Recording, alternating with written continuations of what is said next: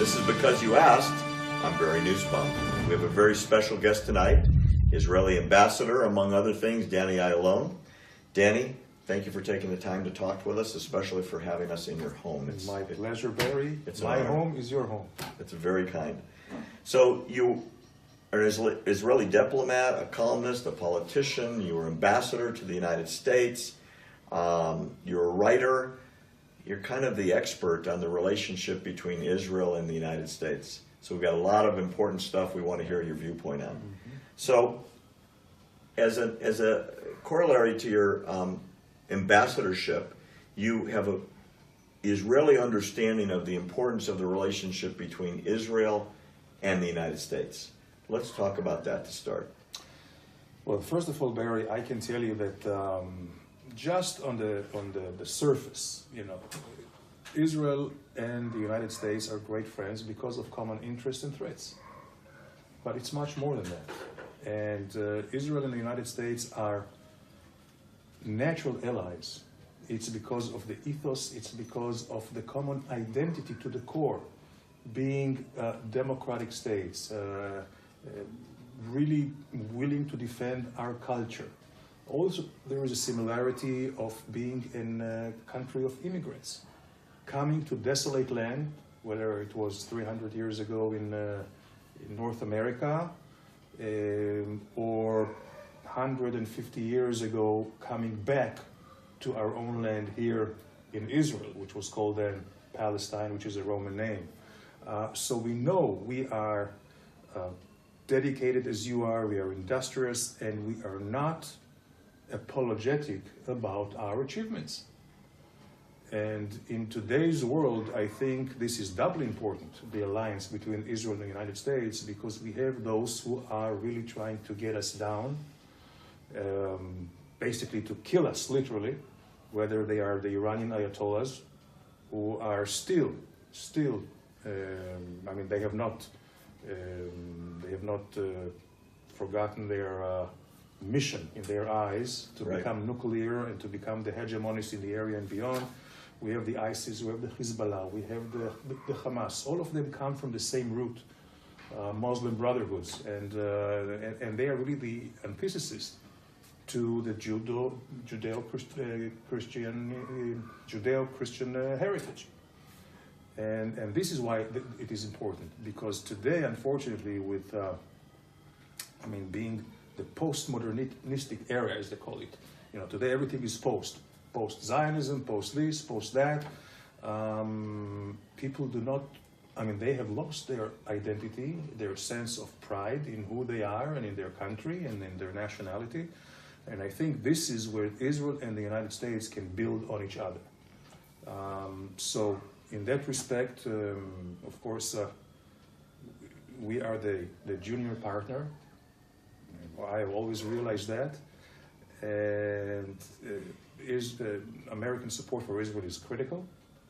But Israel's, I would say, role for American interest and security is also very, very important. Many American lives vary, and you know that we're saved because of Israeli intelligence, because of the cooperation that we have. We have the state-of-the-art technology on different things that, of course, the U.S. is, as our ally, is enjoying it.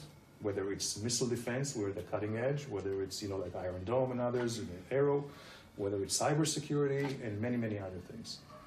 So, as I see today, things have gotten back to the right track between the two administrations, Jerusalem and Washington.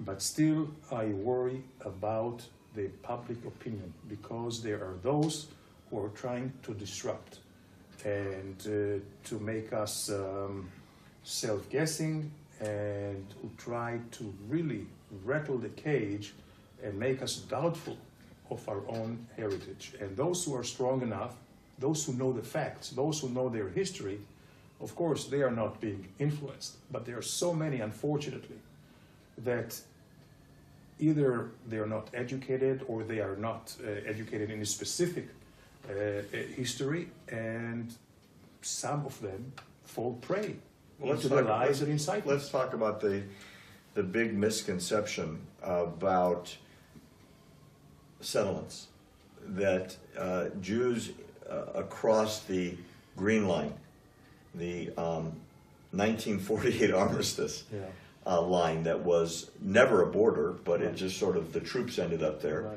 that Jews that live on the other side of that are somehow invading Palestinian land. That has become the narrative in the West. And in American politics, you don't even run for anything until you say, I'm for a two-state solution. The area west of the Jordan and on the other side of the Green Line, that part in the middle is Palestinian land historically, and they should have it. And that's where their country will be, and the Jews will be on the other side. What's your opinion about that argument? Because it's the biggest argument being used against Israel in the West. Right.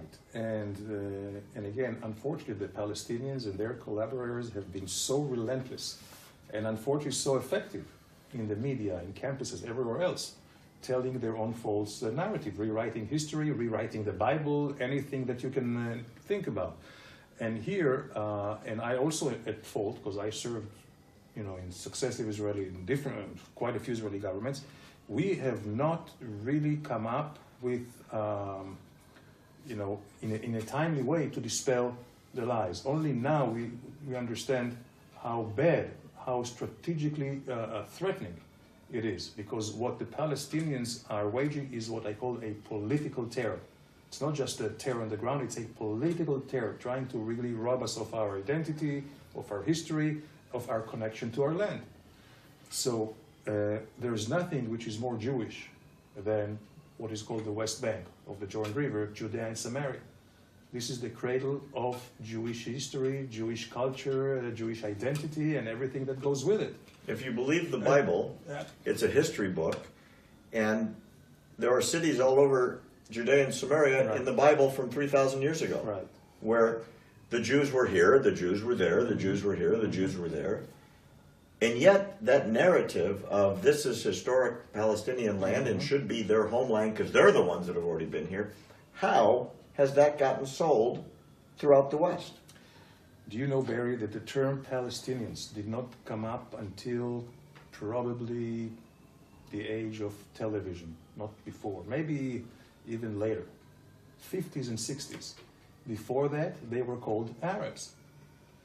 And Jordanian Arabs, actually. Jordanian Arabs or Palestinian Arabs. You see, Palestine, which was an administrative unit, from the Roman Empire. Yeah, until the British Mandate, through the occupation of the Ottoman Empire for 400 years.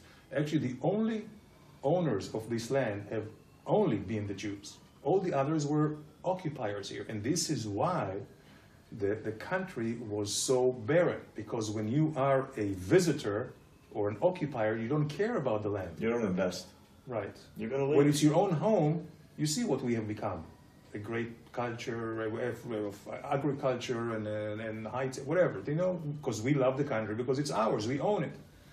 Now, in 1947, 48 or before, there were Palestinian Arabs and Palestinian Jews.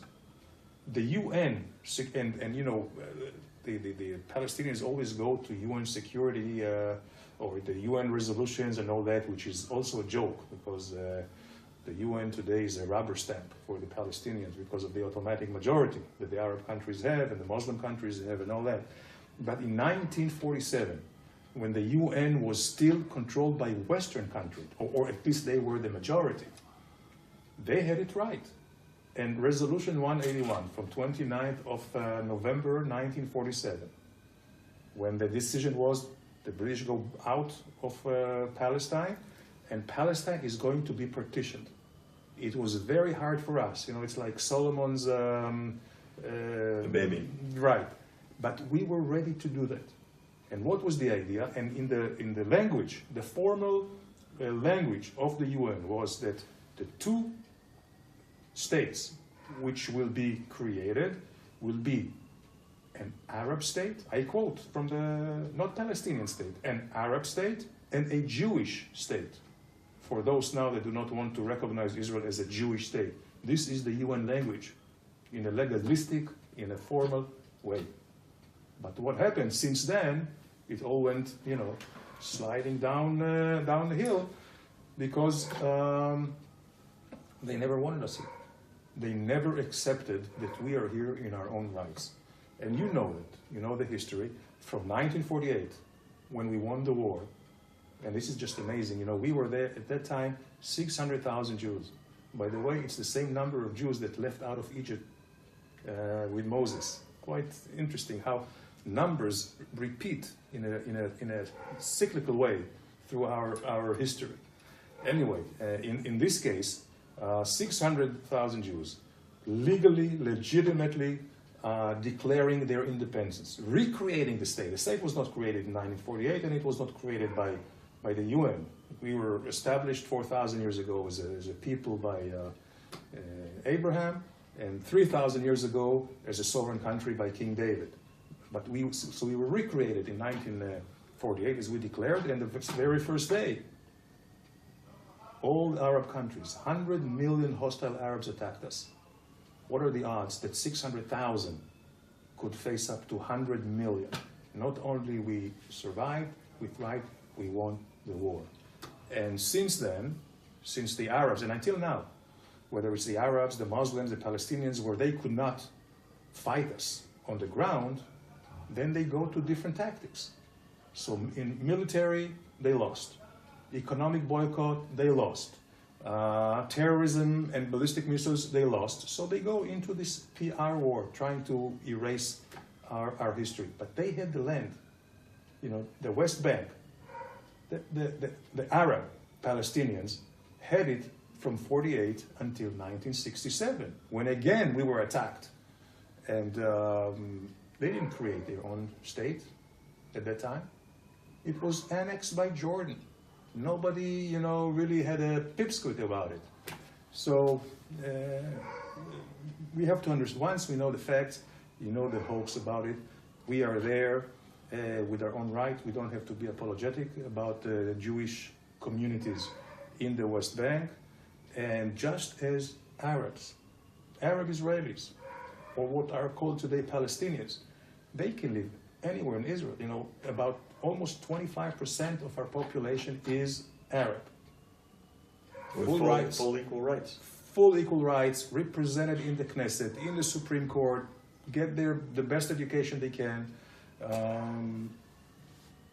So that should be the same yardstick for Jews in the West Bank. Thanks for joining us on Because You Asked. I'm Barry Nussbaum. You can go to our website, AmericanTruthProject.org, to get all the information you could possibly want on the subject.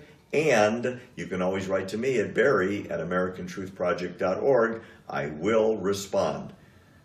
Sign up on the website. It's free, and we'd love to hear from you.